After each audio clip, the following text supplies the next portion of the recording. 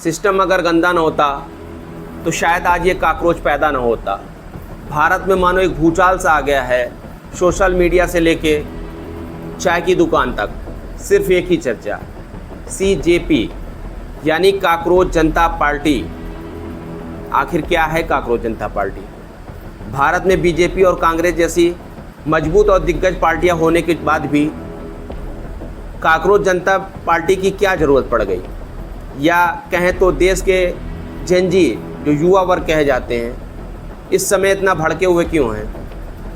शायद आपको मालूम भी होगा, सुप्रीम कोर्ट में एक सुनवाई के दौरान चीफ जस्टिस श्री सूर्यकांत जी ने कथित तौर पे एक तीखा टिप्पणी की।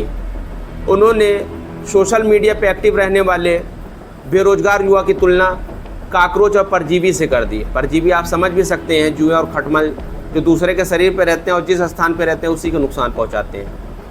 बस तब फिर क्या था? युवा वर्ग के आत्मसम्मान को ठेस पहुंची और युवा वर्ग भड़क गया। अभिजीत दीप के नाम के एक व्यक्ति ने सोशल मीडिया पे तंज कसते हुए लिखा, चलो सारे काकरोच एक साथ आ जाओ। तब फिर क्या था? युवा वर्ग एक साथ जुड़ा और डिजिटल आंदोलन का रूप ले लिया। जिस तरह बेरोजगारी बढ़ रही है और महंगाई चरम पे है, ऐसे में न तो सरकार जनता के दर्द को समझ रही है और ना ही विपक्ष इस मुद्दे को गंभीरता से उठा पा रहा है। जिस संसद को चलाने के लिए हर घंटे 1.5 करोड़ रुपए खर्च होते हैं, वो भी जनता के, ऐसे संसद में बेरोजगारी, महंगाई, शिक्षा, सुरक्षा, पेपर का लीक होना, इन तमाम गंभीर मुद्दाओं पे चर्चा होने के बजाय रेलवे के नाम बदलने पर, शहरों के नाम बदलने पर, वंदे मातरम के नाम पर, भगवान राम के नाम पर कई दिनों तक चर्चाएं होती रहती है।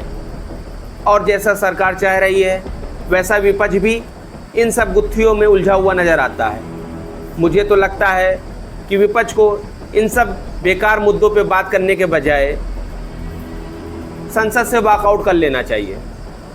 जो युवा 2014 में 17 साल के थे, वो JEE mains, defence services, civil, NEET, इन तमाम परीक्षाओं की तैयारी करते करते आज लगभग 32-30 साल के हो गए।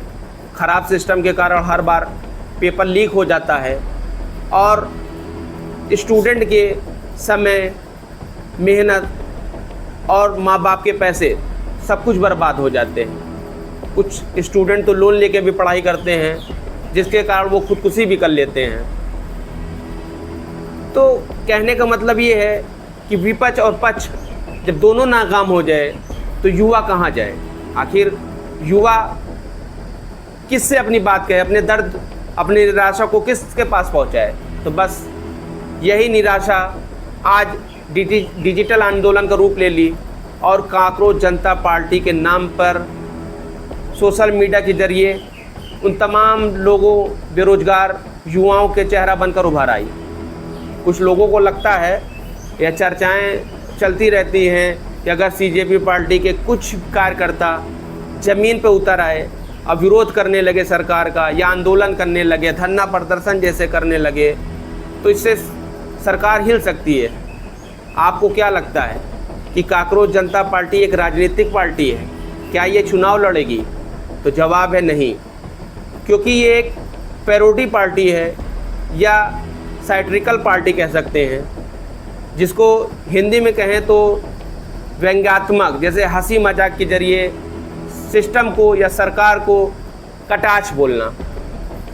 पहले आपको याद होगा, कई जगह बड़े बड़े शहरों में देखते हैं कि कुछ स्टूडेंट ढोल ताशे के जरिए एक कला दिखाते हैं जो सिस्टम का विरोध करते हैं।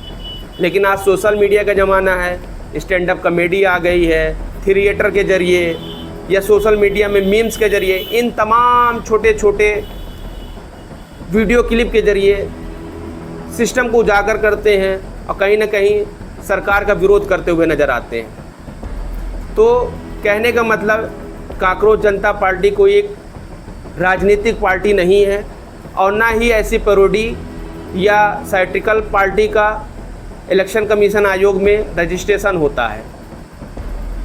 ये कहीं ज़मीनी हकीकत नहीं है और ना ये कोई ज़मीन पे पार्टी उतरेगी और ना ही इन पार्टियों का कोई कागजी कार्रवाई होती है। तो बस कहने का मतलब साफ है कि एक सोशल मीडिया ही पार्टी है, ये सोशल मीडिया तक ही सीमित है। आपको क्या लगता है कि सोशल मीडिया के माध्यम से सरकार का विरोध करना, इससे क्या इनका सिस्टम हिल सकता है? अगर आपको लगता है कि सोशल मीडिया के माध्यम से सरकार पे फ़र्क पड़ेगा या इनमें सुधार होगा, तो अपनी राय कमेंट बॉक्स में ज़रूर दें। जय हिंद, जय भारत, जय संविधान।